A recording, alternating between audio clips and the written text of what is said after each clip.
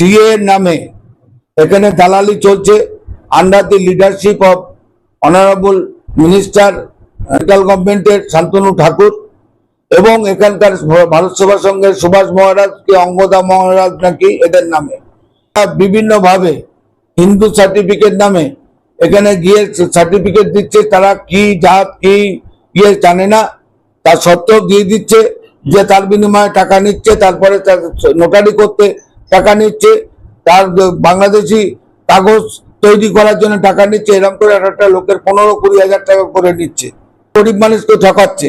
আমরা সমস্ত ভারতবর্ষের এবং রাজ্যের বিভিন্ন প্রশাসনিক কর্তাদের কাছে জানিয়েছি এবং এদের নাম নথিভুক্ত করে বাংলাদেশি বলে চিহ্নিত করছি। আগেও বলেছি, এখনো বলছি, যারা বাংলাদেশি চিহ্নিত হবে সরকারি সমস্ত প্রকল্প থেকে তারা বাতিল হয়ে যাবে, কেন্দ্র হোক আর রাজ্য হোক। দেখুন কত নথি দেখতে চান, এই বাংলাদেশের কাগজ কোথা থেকে আসলো? এখানে গিয়ে ভারত সেবা সংঘ সার্টিফিকেট দিচ্ছেন বাংলাদেশি বলে, উনি কি করে বুঝবেন বাংলাদেশি না ইন্ডিয়ান? নোটারি করছেন, গভর্নমেন্টের সিগনে করছে, অবিলম্বে কেড়ে নেওয়া হোক, এদের যে নোটারির যে সার্টিফিকেট কেড়ে নেওয়া হোক।